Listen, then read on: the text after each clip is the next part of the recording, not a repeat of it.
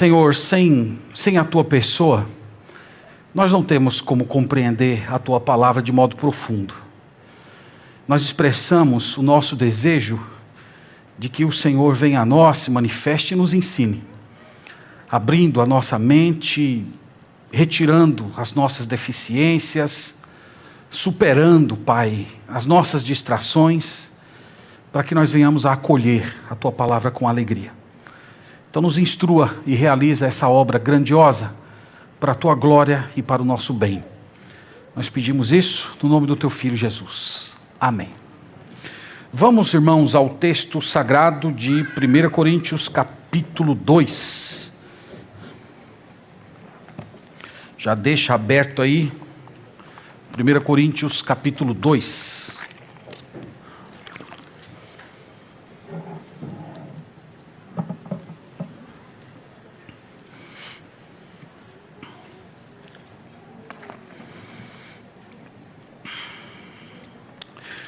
Nós temos falado, irmãos, que a cidade de Corinto mesclava em um mesmo ambiente a imoralidade e a intelectualidade. E que os crentes dessa igreja, de alguma maneira, estavam tendo dificuldades em romper com a cultura pecaminosa na qual viviam. Por causa disso, esta igreja fora tomada pela permissividade sexual entre os crentes e também um tipo de racionalismo, no qual eles estavam enfeitiçados pelas filosofias mundanas. A epístola de Paulo foi escrita para combater esses pecados. Eu falei em mensagens anteriores que na cidade de Corinto haviam dezenas de escolas filosóficas e cada uma delas tinha o seu próprio mestre, tinha a sua própria visão de mundo e todas elas rivalizavam umas com as outras. E os crentes dessa igreja estavam trazendo para dentro da comunidade da fé esse ranço social e por causa disso estavam destruindo, rasgando a unidade da igreja, formando facções em torno de pessoas e filosofias mundanas. Então, na primeira sessão dessa carta, o apóstolo Paulo vem combatendo esses pecados, mostrando a eles que a sabedoria humana nada tinha o que lhes oferecer. Aqui, irmãos, cabe um esclarecimento. Quando o apóstolo Paulo diz que a sabedoria humana para nada serve, ele não está combatendo toda forma de conhecimento. Ele não está dizendo que uma pessoa que não tem Deus não pode te ensinar nada. Ele não está dizendo que ele é contra a tecnologia, o conhecimento técnico, seja lá o que for. Ele não está sendo anti-educacional. Na verdade, ele está atacando aquelas filosofias humanas que procuram dar respostas às questões fundamentais. Grave isso. Em outras palavras, quando os sábios desse mundo procuram explicar quem é o homem, de onde ele veio, qual é o propósito da vida, para onde o ser humano vai, quando eles tentam definir quem é Deus, o que é moralidade, o que é alegria real, o que é paz real, eles simplesmente fracassam. A filosofia deles é falida para tratar a respeito desses assuntos. Porque, irmãos, esses temas, eles não podem ser esquadrinhados pela razão. Eles são frutos de revelação. Lembre-se disso. No último capítulo, na última mensagem, nós vimos Paulo falando a respeito desse assunto, dizendo que ele cria tanto na revelação de Deus, que quando ele foi a Corinto, ele simplesmente abandonou todas as oratórias, todas as técnicas, artifícios de sabedoria, e se deteve a proclamar unicamente a Cristo crucificado. E foi por meio dessa mensagem simples que essas pessoas foram transformadas, perdoadas dos seus pecados e trazidos para o reino de Deus. Então ele diz que essa mensagem que para os filósofos da época parecia loucura, na verdade era poder de Deus, manifestação da sabedoria do Senhor. Então hoje nós vamos continuar nessa argumentação de Paulo, que é longa, ela vem desde o início do capítulo 1. E o que nós vamos falar hoje, irmãos, eu resumi em 2 sentenças. São 2 sentenças bem simples, para você guardar tudo que nós vamos falar hoje. A primeira é: a verdadeira sabedoria não é fruto da razão. E a segunda, a verdadeira sabedoria é produto de revelação. Então, tudo que nós vamos falar, nós vamos olhar hoje um parágrafo maior, nós vamos do 6 até o 16. Então, nós temos aí um parágrafo bem maior, e nós vamos tentar compreender essas duas ideias. Que a sabedoria de Deus não vem por meio da razão, mas ela nos chega fruto de revelação. Nós vamos aqui, versículo por versículo, nós vamos lendo, e à medida que formos lendo, nós vamos então desenvolvendo esse assunto. Então, em primeiro lugar, a verdadeira sabedoria não é fruto da razão. Vamos ver como Paulo demonstra essa ideia. Começamos aqui com o verso 6, onde ele diz o seguinte: entretanto, expomos sabedoria entre os experimentados. Eu quero só olhar com os irmãos o versículo 5, porque o versículo 6 é um contraste com o versículo 5. No versículo 5 ele disse: para que a vossa fé não se apoiasse em sabedoria humana, e sim no poder de Deus. Entretanto, expomos sabedoria. Então Paulo está dizendo: eu estou me opondo à sabedoria do mundo, mas eu estou expondo para vocês uma forma de sabedoria. É a sabedoria de Deus. É a sabedoria que vem do alto. E essa sabedoria, irmãos, ela não pode ser compreendida por todas as pessoas. O apóstolo Paulo fala aqui que apenas os experimentados é que podem acolhê-la. Veja aí no verso 6, ele fala assim: entretanto, expomos sabedoria entre os experimentados. Quem são os experimentados aqui? Essa palavra que aqui foi traduzida por experimentados é uma palavra muito utilizada no Novo Testamento, é a palavra grega teleios. Essa palavra, ela é traduzida como completo, ela é traduzida como maduro. Então, o apóstolo Paulo está dizendo: eu estou expondo sabedoria para aqueles que são completos. E aqui, irmãos, é um contraste entre aqueles que têm Deus e aqueles que não o têm.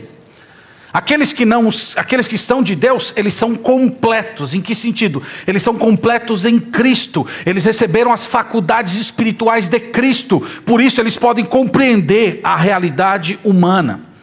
Então o apóstolo Paulo está mostrando que somente os experimentados, somente aqueles que foram iluminados pelo Espírito Santo, é que podem compreender e ficar maravilhados com essa sabedoria que ele vem expondo.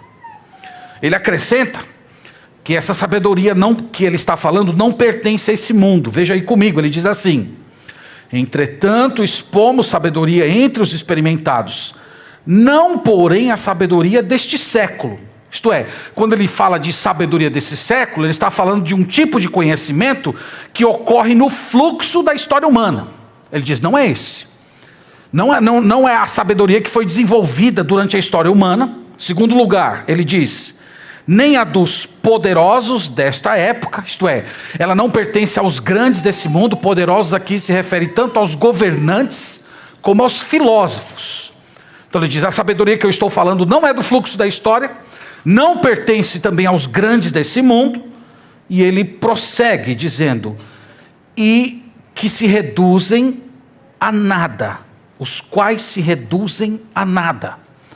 É muito interessante, irmãos, perceber o olhar do apóstolo Paulo, aliás, o modo como Deus olha, o modo como Deus contempla os grandes desse mundo.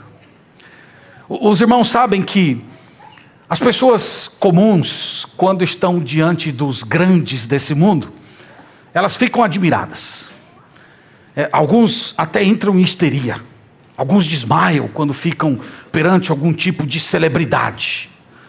Então as pessoas, quando ficam atentas quando aparece alguém que é caracterizado como formador de opinião. Irmãos, eu tenho um arrepio quando eu ouço essa expressão, viu? Formador. Quando você ouvir alguém dizendo: eu sou formador de opinião, corra dessa pessoa, viu? Corra, vai para longe. Então como é que as pessoas ficam diante desses grandes do mundo? As pessoas ficam admiradas, as pessoas ficam pasmas, alguns até entram em estado de histeria, desmaio. Mas veja como Deus olha para os grandes desse mundo. Deus diz: eles são como os nadas. Aos olhos de Deus, eles não são nada. Aos olhos de Deus, eles estão sendo reduzidos a zero. Então, o ponto aqui do apóstolo Paulo, irmãos, é a verdadeira sabedoria, a sabedoria que dá explicação para as questões fundamentais, ela não se origina entre os homens.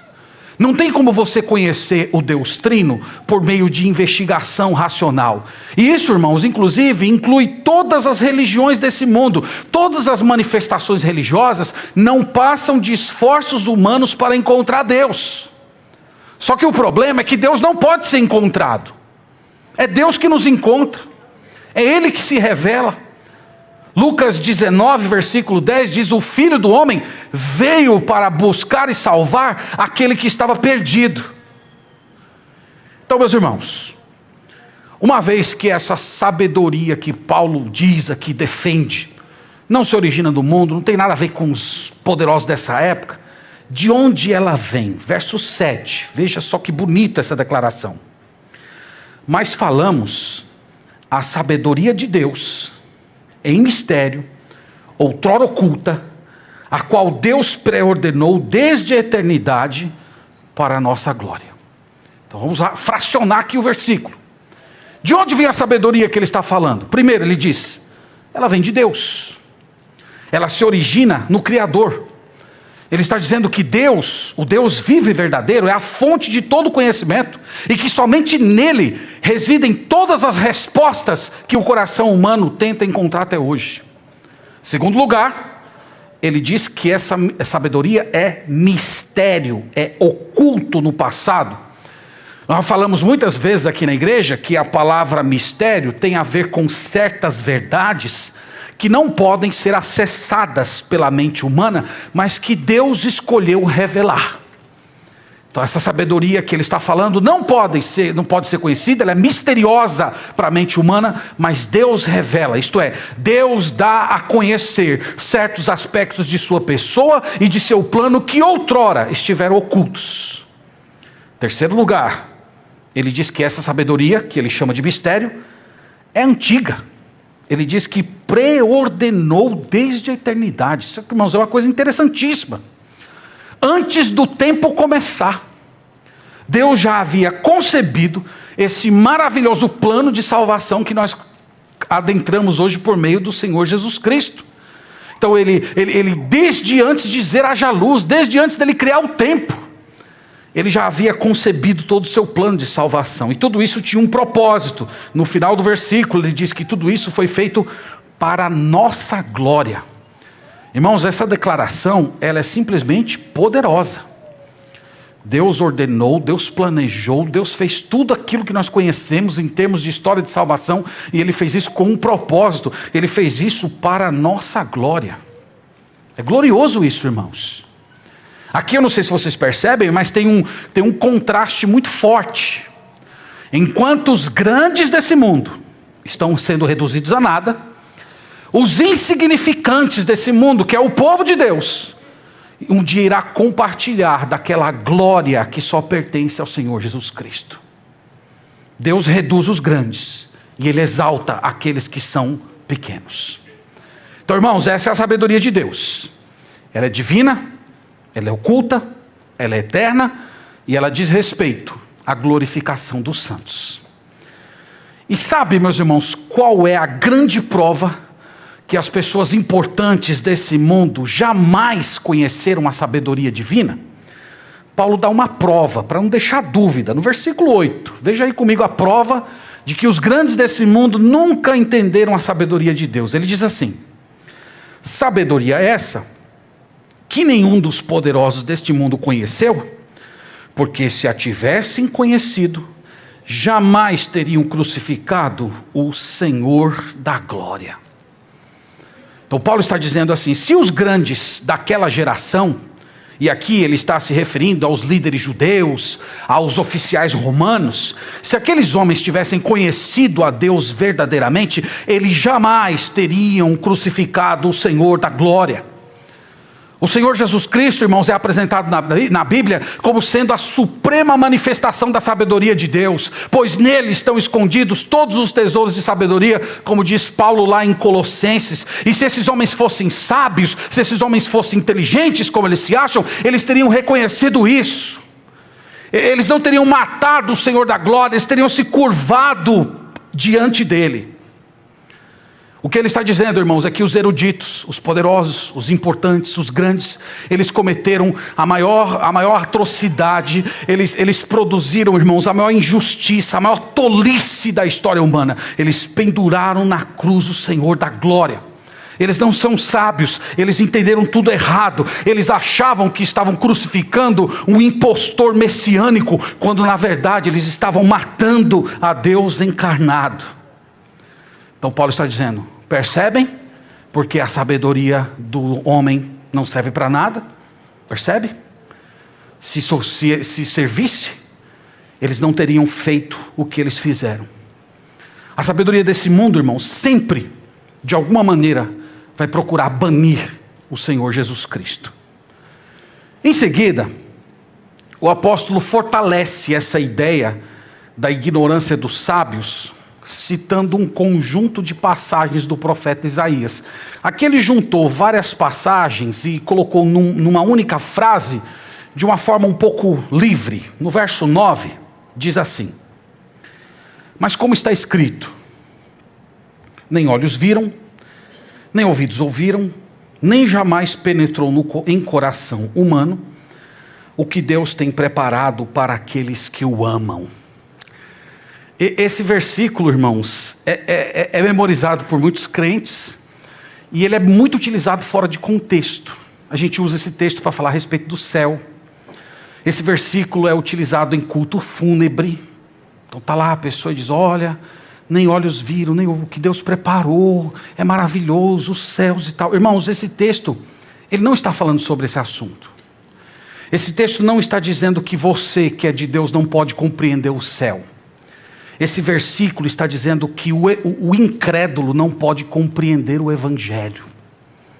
Esse versículo aqui é sobre o Evangelho, é sobre a salvação. A menção que Paulo faz aqui de olhos, ouvidos e coração se refere aos canais por meio dos quais aprendemos. Então ele está dizendo, o plano salvador de Deus, essa maravilha desconhecida, não pode ser apreendida por meio da investigação humana. Você não pode vir a Deus através da sua razão. Você não pode chegar ao Deus verdadeiro por meio do conhecimento científico. O conhecimento do Evangelho, da história da salvação, da sabedoria de Deus, ao contrário disso, só está disponível para aqueles que o amam. Então você ama o Senhor, e você só o ama, como diz 1 João 4,19, nós o amamos porque Ele nos amou primeiro. Então só para aqueles que o amam é que tem contato com essa história maravilhosa. Então, irmãos, todos esses versículos podem ser sintetizados na declaração que eu fiz no início. A verdadeira sabedoria não é fruto da razão. Não se origina no homem. Não pertence aos sábios desse mundo. Não pode ser recebida por meio da investigação intelectual, filosófica. Número 2. A verdadeira sabedoria é produto de revelação. É o que nós vamos ver agora, do verso 10 ao 16. Irmãos, nesses versículos aqui, o apóstolo Paulo mostra os estágios através dos quais a verdade de Deus nos chega. Então Deus manifesta a sua verdade. Agora, como é que nós acessamos a essa verdade? E Paulo fala aqui de 3 estágios. Eu sintetizei assim: revelação, inspiração e iluminação. Quando a gente for começar a estudar bibliologia semana que vem, inclusive nós vamos passar por esses 3 temas. E esses 3 assuntos são mencionados pelo apóstolo Paulo aqui. Como é que Deus se revela? Como é que o conhecimento de Deus chega até nós hoje? Através da revelação, da inspiração e da iluminação. Então vamos ver essas 3 doutrinas nesses poucos versículos aqui. Começando com a revelação, no verso 10. Ele diz assim: mas Deus nolo revelou pelo Espírito. Mas Deus revelou a nós, é o que ele está dizendo. No versículo 12, o nós aparece de novo. Ora, nós não temos recebido o Espírito do mundo, e sim o Espírito de Deus. Então, esse nós aqui, ou se refere aos apóstolos, ou se refere aos cristãos de modo geral. E no contexto, irmãos, esse nós se refere aos apóstolos. Mas de fato, aqui no versículo 10, ele está chamando a atenção para o Espírito Santo. Ele diz assim: mas Deus nulo revelou pelo Espírito. Então quem é o agente da revelação? O agente da revelação é o Espírito Santo. O Espírito Santo vem a nós, ele revela quem é Deus, ele revela quem nós somos, ele nos mostra qual é o objetivo da vida. O Espírito Santo apresenta quais devem ser os nossos valores, como nós devemos ser salvos e o que nós devemos esperar a respeito do futuro. Então o ponto de Paulo nós já falamos. A verdadeira sabedoria não nos chega por meio da investigação acurada da mente filosófica, mas através da revelação, através de uma obra realizada pelo Espírito Santo. E tinha, irmãos, que ser o Espírito Santo, porque só o Espírito Santo conhece as profundezas do coração do Pai. No verso 10 ele fala assim: mas Deus nolo revelou pelo Espírito, porque o Espírito a todas as coisas perscruta, até mesmo as profundezas de Deus. Então ele está falando, a revelação tinha que vir através de alguém, de uma pessoa que conhecesse Deus profundamente. E essa pessoa é o Espírito Santo. O Espírito Santo aqui, irmãos, ele é apresentado como sendo onisciente. Ele está declarando aqui a divindade do Espírito Santo. O Espírito Santo perscruta todas as coisas, ele sabe de tudo, ele é absolutamente onisciente. Então ele é Deus, e somente Deus pode conhecer Deus. A divindade do Espírito Santo está sendo mostrada aqui. No verso 11, ele reforça esse ensino dizendo: porque qual dos homens sabe as coisas do homem, senão o próprio homem que nele está? Assim também, as coisas de Deus ninguém as conhece, senão o próprio Espírito de Deus. Ele está partindo aqui, irmãos, de uma argumentação puramente humana, comum. Ele está falando mais ou menos o seguinte: quem melhor me conhece é o meu eu interior. O meu ser interior sabe das minhas motivações. O meu ser interior conhece os meus pensamentos, conhece os meus anseios. É assim o relacionamento entre o Espírito Santo e o Pai. O Espírito Santo, embora distinto do Pai, ele está tão ligado a Ele, que Ele conhece tudo aquilo que passa na mente do Pai. E é por isso, irmãos, que Ele é o agente direto da revelação. Porque somente alguém que conhecesse todo o ser de Deus, toda a mente de Deus, poderia vir a esse mundo e apresentar quem o Pai é. O Espírito Santo é essa pessoa. Então aqui, irmãos, nós temos o primeiro estágio, por meio do qual o conhecimento de Deus nos chega: revelação. E o autor da revelação é o Espírito Santo. Segundo lugar, nós temos a inspiração. E agora eu quero retomar um ponto que eu mencionei só de relance. No verso, vamos ler o verso 12 e 13, ele fala assim: ora, nós não temos recebido o Espírito do mundo, e sim o Espírito que vem de Deus, para que conheçamos o que por Deus nos foi dado gratuitamente. Disto também falamos, não em palavras ensinadas pela sabedoria humana, mas ensinadas pelo Espírito, conferindo coisas espirituais com espirituais. Então, o nós, irmãos, do verso 12, é uma referência aos apóstolos. Paulo está falando daqueles que receberam a revelação. No versículo 13, o nós aparece novamente, só que de forma implícita. Disto também falamos, disto também nós falamos. É uma referência aos apóstolos. Os apóstolos receberam a revelação. Os apóstolos foram aqueles que receberam da parte do Pai o conhecimento do Filho. Hoje na escola dominical nós mencionamos João 14, versículo 26, onde Jesus disse que quando o Espírito Santo viesse, ele faria as pessoas recordarem aquelas coisas que ele havia dito. Então os primeiros beneficiados dessa promessa foram os apóstolos. Eles, depois da partida do Espírito Santo, foram iluminados pelo Santo Espírito, depois da partida de Jesus, para que eles relembrassem os feitos de Jesus, os ditos de Jesus, e entregasse isso em um texto.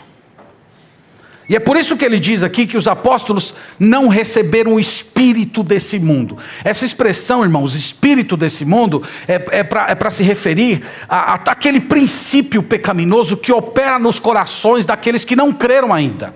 Então ele está falando, as palavras que nós ouvimos, as palavras que nós registramos para vocês, as palavras que nós estamos falando, elas não pertencem ao espírito desse mundo, não tem a ver com a nossa natureza, com os nossos pecados, mas tem a ver com o Espírito Santo. Não é sabedoria humana, é sabedoria do alto. Então aqui está sendo dito que eles receberam o Espírito Santo, e foi esse ente santo que ensinou aos apóstolos a sabedoria que está expressa hoje no Evangelho. E eles receberam isso, irmãos, por revelação. E sob a orientação do Espírito Santo, eles escreveram. E esse registro escrito, nós chamamos de texto inspirado. Lá em 2 Timóteo 3,16 diz, toda a Escritura é inspirada por Deus, é soprada, literalmente, Deus soprou. E os apóstolos, os escritores do Novo Testamento registraram. Esse processo, irmãos, da inspiração é simplesmente maravilhoso. Os escritores do Novo Testamento, eles não entraram em êxtase. Sabe aquele negócio assim? Chico Xavier, né? Isso está amarrado nessas coisas, não tem nada a ver com o processo do Novo Testamento. O Espírito Santo usou a personalidade, as experiências, o vocabulário, mas ao mesmo tempo garantiu que cada palavrinha que eles colocaram no texto fosse escolhida pelo próprio Espírito. E ao mesmo tempo o Espírito Santo preservou o autor de erro. Então foi isso que aconteceu. E o produto dessa obra é o que nós chamamos de inspiração. Irmãos, essa é a razão pela qual aqui na nossa igreja, nas pregações, nós estudamos versículo por versículo, às vezes palavra por palavra. Alguém já me perguntou, mas pastor, por que uma coisa tão minuciosa? Dá para pegar uma coisa daqui, uma coisa de lá, uma coisa de lá, uma coisa de lá?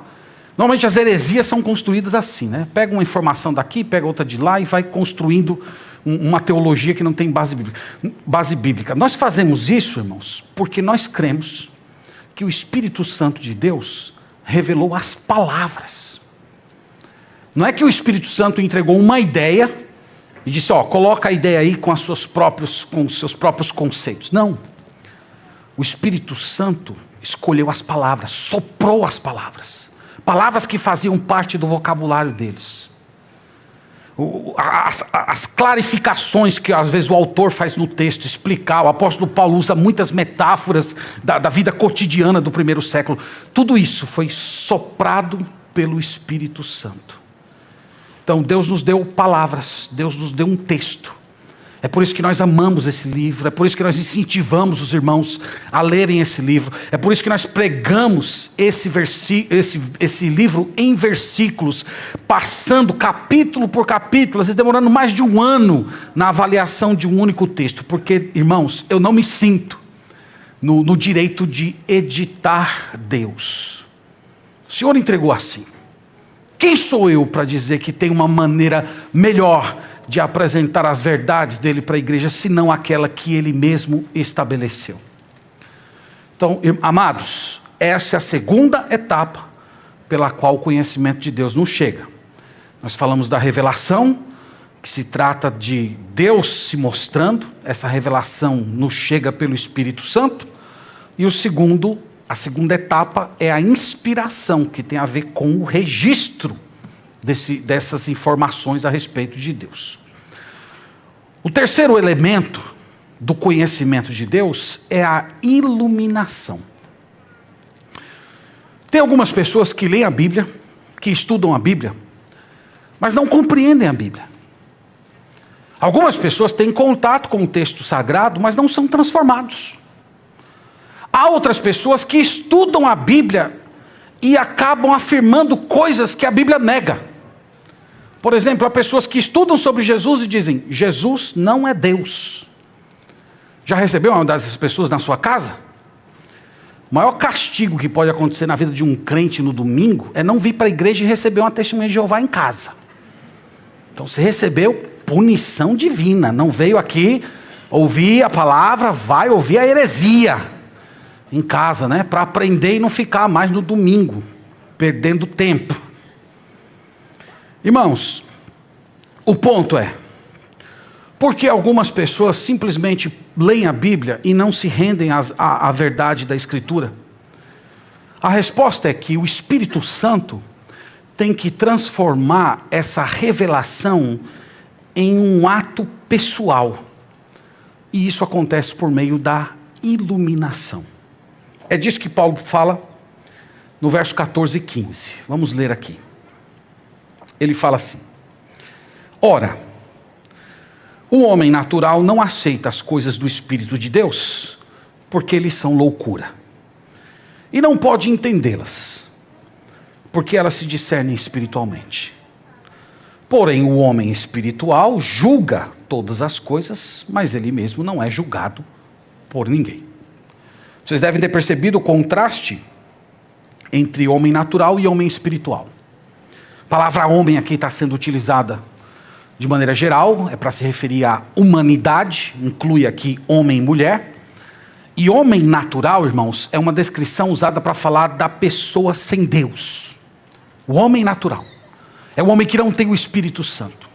É o homem que ainda não recebeu as categorias espirituais, que Paulo vai chamar no verso 16 de a mente de Cristo, através da qual essa pessoa pode compreender a realidade completa. Há duas informações aqui sobre o homem natural. A primeira, ele não aceita as coisas do Espírito. A segunda, ele não pode entender. Lembre-se disso. O homem natural não entende e ele não pode entender. Tem que acontecer alguma coisa fora dele para que ele compreenda.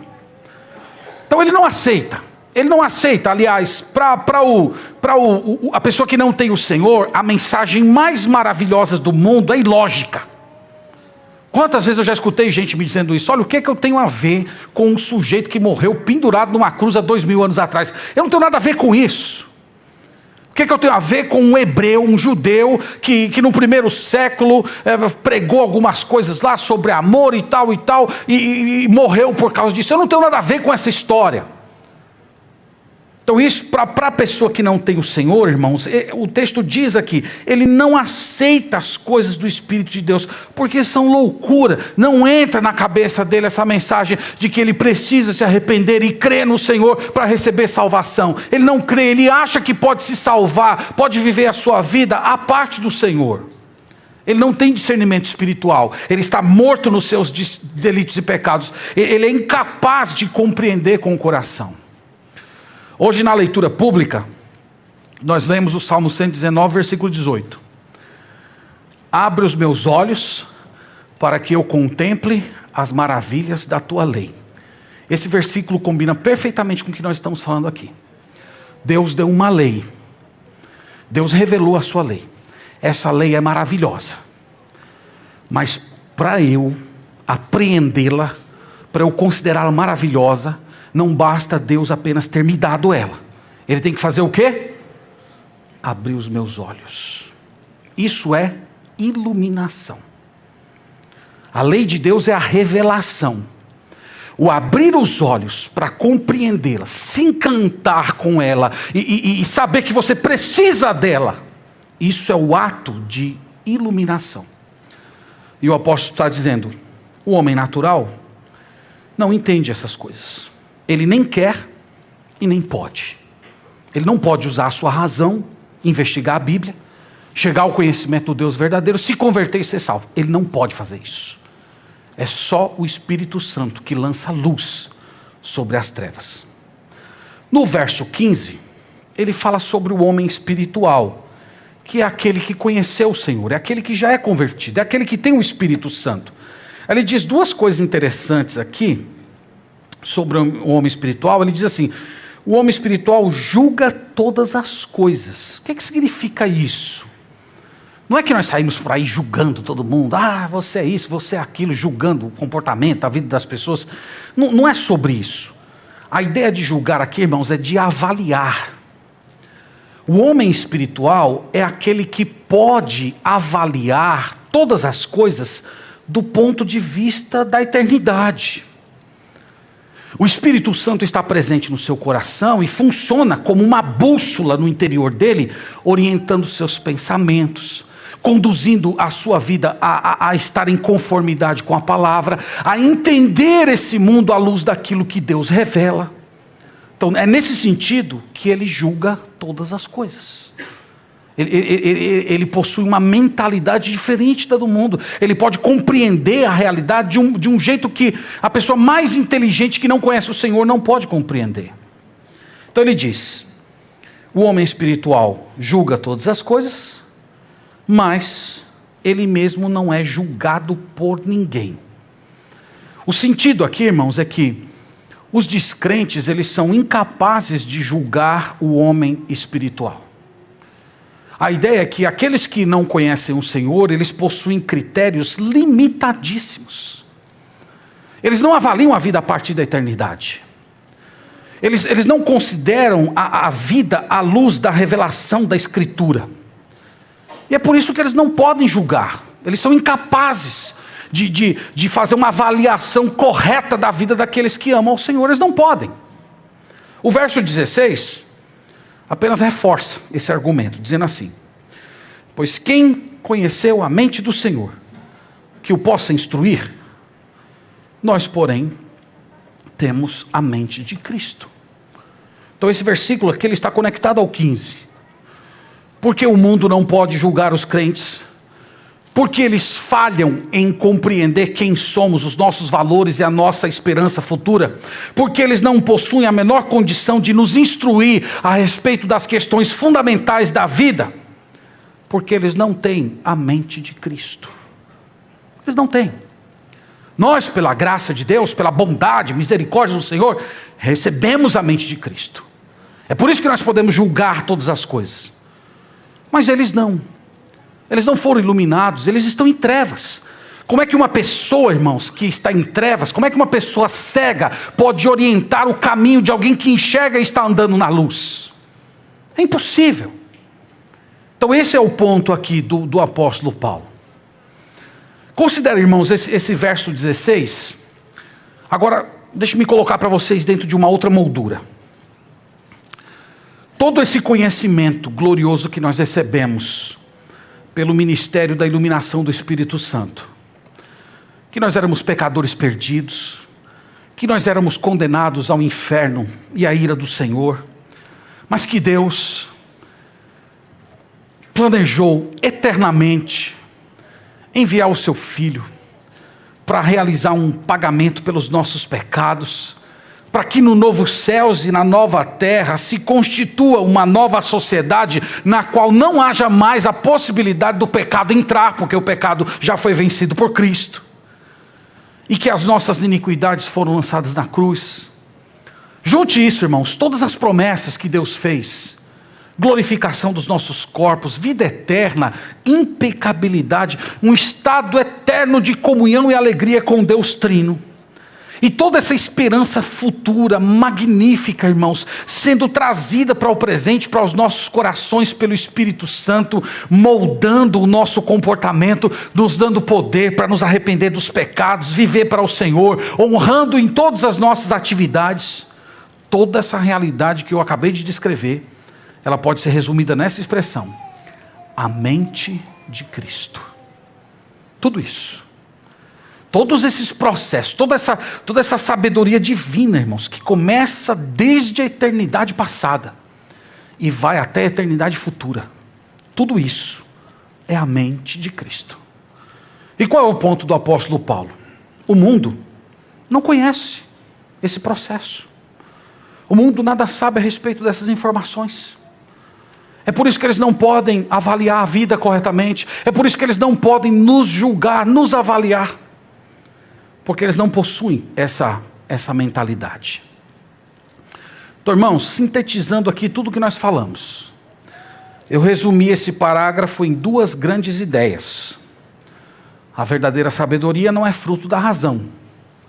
A verdadeira sabedoria é produto de revelação. Então nós vimos a fonte da sabedoria.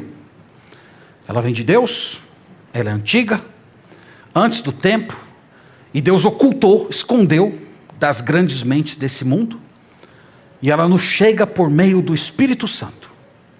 O Espírito Santo revelou essa mensagem aos apóstolos, eles registraram a inspiração, e um dia Deus lhe iluminou, para que você acolhesse essa revelação, e nesse processo de iluminação ele venceu todas as suas resistências, e você creu na morte e ressurreição de Cristo como um pagamento pelos seus pecados, e recebeu a mente do Senhor Jesus. Tudo isso que o apóstolo Paulo falou aqui. Então eu quero, irmãos, agora passar para algumas lições que nós depreendemos dessa passagem. Logo depois dela nós vamos encerrar e orar. O que nós aprendemos desse longo parágrafo?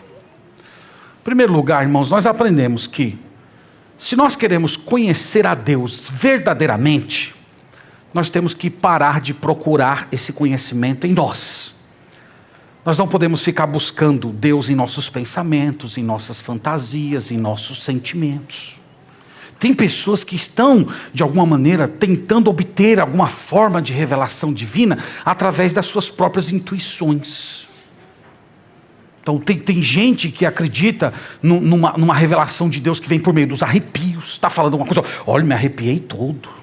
Então acha que isso é uma revelação.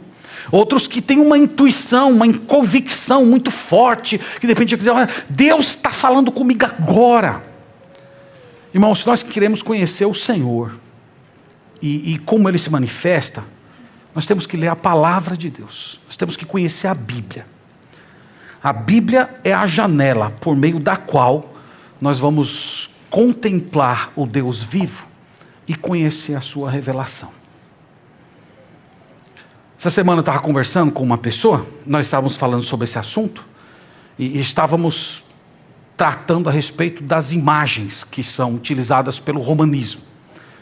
Então, o romanismo defende a ideia de que as imagens servem como janela. Então, eles falam, não, a imagem não é para adorar. A gente sabe que isso é balela, na prática é adoração, é idolatria mesmo. Mas nos documentos, eles dizem, não é para adorar, é uma janela apenas.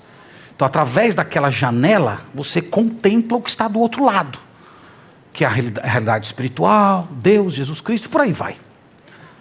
A janela, irmãos, no Novo Testamento, é a Sagrada Escritura. É aqui que reside a sabedoria de Deus. É aqui que está a resposta para todas as questões fundamentais da nossa vida. Então nós temos que ler a Bíblia. Particularmente, irmãos, nós temos que procurar Jesus nas Escrituras, porque Ele é o centro e o alvo final de toda a revelação. A Escritura existe para falar a respeito do Filho. O Filho é a consumação da Bíblia. Então nós temos que ler a Bíblia e não descansar até que isso aconteça. Lá em 2 Coríntios 4, versículo 6, o apóstolo fala assim, para a nossa iluminação, para a iluminação de todos nós através da glória de Cristo. Então, enquanto os brilhos das perfeições de Jesus não virem aos nossos rostos através da leitura da Escritura, nós não podemos parar de ler a Bíblia. Quando Jesus deu vista para aquele cego lá em João 9, 25, ele disse para as autoridades judaicas assim, olha, quem é ele eu não sei, eu sei que eu estava cego e agora eu estou vendo. Então nós temos que, irmãos, ter esse mesmo sentimento. Eu vou ler a Bíblia, eu vou me dedicar à Escritura, até que eu possa dizer como esse cego afirmou, eu era cego, mas agora eu estou vendo. Estou vendo quem é Deus, estou vendo o que Ele fez, eu tenho agora a mente de Cristo. Essa é a principal lição dessa passagem. Deus se revela, mas Deus se revela através de um texto. Deus se revela através daquilo que Jesus fez pelos seus ditos e suas obras. E os apóstolos foram os responsáveis por registrar essa revelação. A revelação de Deus está nesse livro. Não o ignore. Ame-o, conheça-o, estude-o, até que essa janela gloriosa abra para você todas as dimensões da vida celestial. Segundo lugar, eu queria me dirigir a todos aqueles que de alguma maneira precisam ouvir os sábios desse mundo. Então eu estou me dirigindo aqui aos estudantes, os adolescentes, jovens, universitários, estudantes de mestrado, doutorado. De vez em quando nós temos que nos sentar numa cadeira perante os sábios desse mundo e ouvi-los, né? Somos forçados a isso, né, meu irmão? Somos obrigados a isso. O que essa passagem tem a ensinar para nós? Que eles não têm as respostas fundamentais. Eles não têm. Nós podemos aprender muita coisa com eles. Podemos. Pode aprender sobre medicina, pode aprender sobre leis. Tive boas aulas de história com pessoas que não conheceram o Senhor.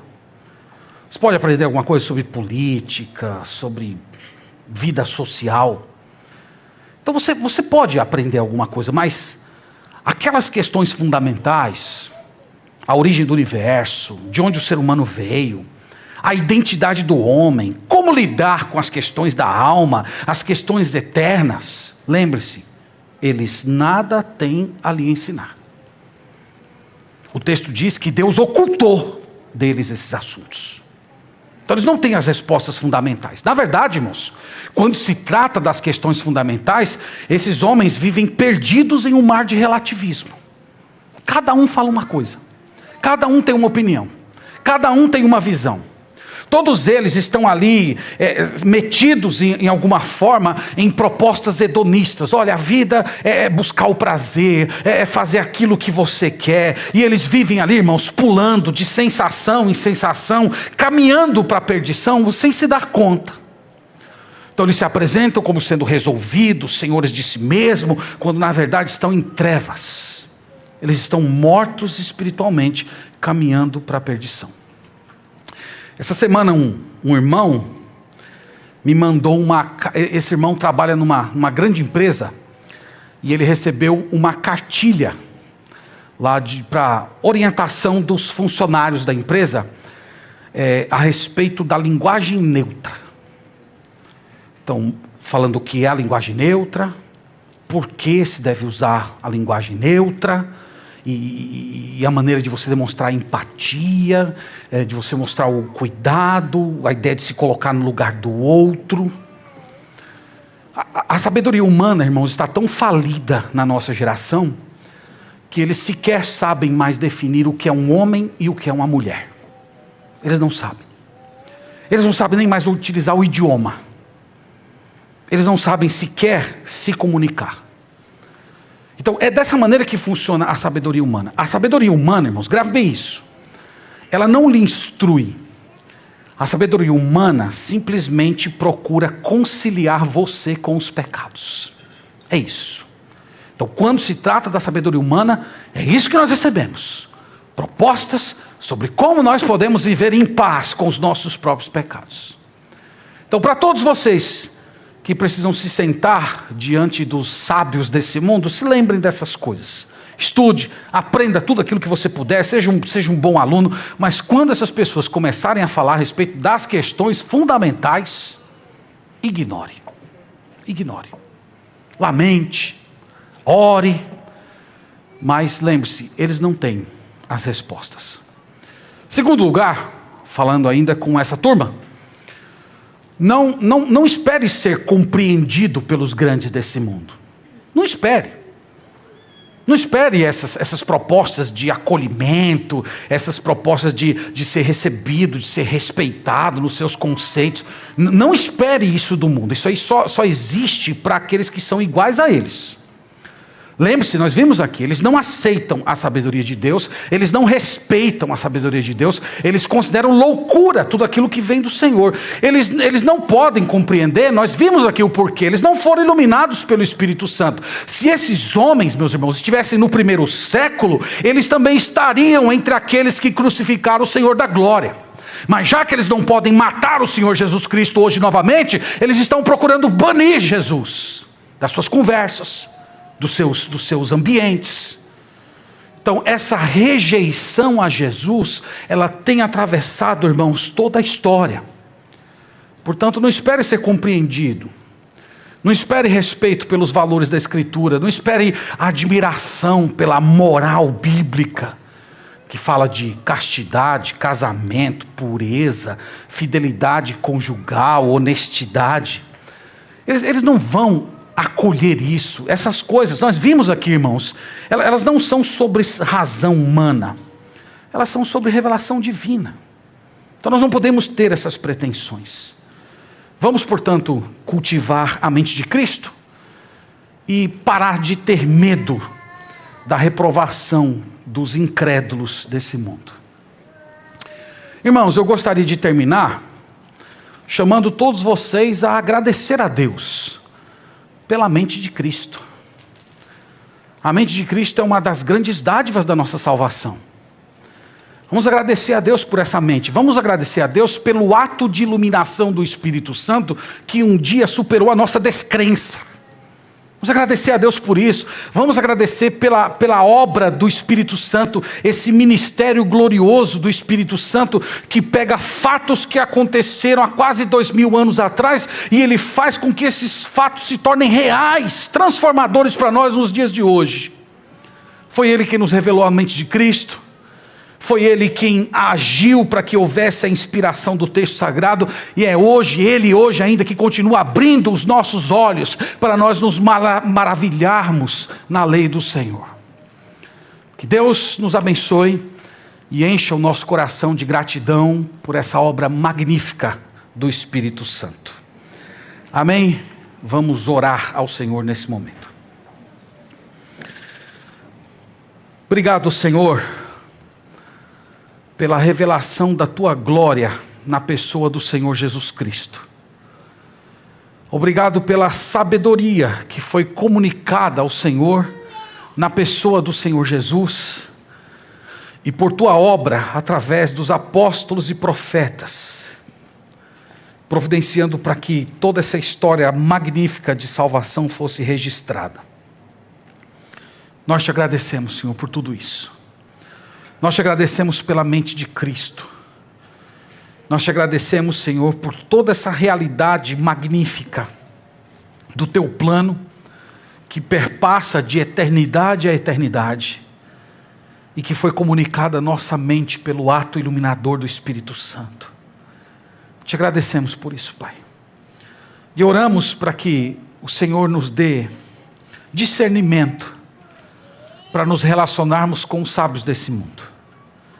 Que nós sejamos capazes de aprender com eles tudo aquilo que eles podem nos ensinar, exceto aqueles assuntos que dizem respeito à Tua mente. Permita, Senhor, que nessas ocasiões a nossa consciência seja conduzida cativa ao Senhor Jesus Cristo. Dá-nos da Tua graça, Pai. Ajude-nos a amar a Bíblia, a tê-la como a exclusiva revelação do Senhor.